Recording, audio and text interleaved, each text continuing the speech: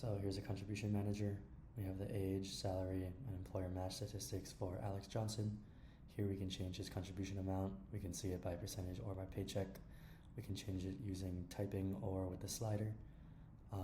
When you update the slider, you can see the number on the graph change. This line represents the original strategy projection, while the blue line represents the new strategy projection as seen here on the slider. Moving it up or down updates in real time. This purple line is catch-up contributions maxing out, appearing automatically. It's like visual aspiration. It helps for incentivizing investing in a 401k. We can change any of the numbers up here. Here we can see the monthly contributions, the year-to-date contributions from you and your employer matching system, and the total of them combined. And here are the averages, but it could be different every month, so you can see it here. Here we can see the projected year-end contributions by you and your employer. If we scroll down, we get into projections. We can see the balance breakdown of the Alex Johnson at retirement age. It's set at 65 right now. We can see their improved and or decreased retirement balance based on their contribution amount compared to their original strategy. My tech stack was React 19 with Vite, using Tailwind CSS and recharts for visualizations. We have no backend. We want to pretty much validate this product first. I use a custom hooks architecture pattern where all financial logic is in the use contribution calculator hook. The components are pure presentation because I wanted to choose simplicity over scale.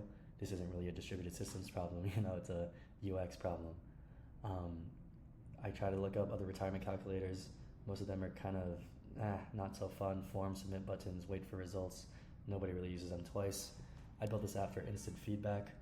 The slider doesn't lag. I use aggressive memoization. I use dual inputs up here because people think differently. I want to retain the users. Some know percentages, some know dollars. They sync perfectly and reflect the same contribution amount.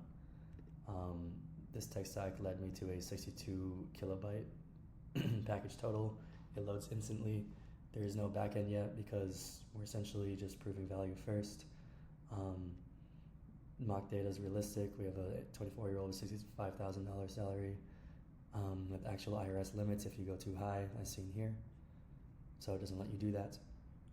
This application really lets you collapse a 40-year feedback loop of your investment decisions now into a few milliseconds with the real-time updates so that you can see the gap. If I had one more week, I would probably work on a couple things to solve some real problems with investment tracking, like who uses these.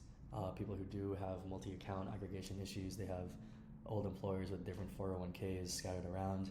They're deciding blind, so I'd probably go with a backend GraphQL first, integrate with 401k providers like Fidelity and Vanguard, give the users one complete picture of their retirement contributions and goals. So next, I'd probably add more realistic projections. Here we have an assumed annual return of 7, which is editable, but that's still unrealistic. So we probably have to add some inflation adjustment, salary growth assumptions to help show the real purchasing power at retirement. Another thing I would add is goal-based planning. Right now, it's fun to slide the slider around and see the impact of your decisions, but the real question is, am I on track to reach my goals?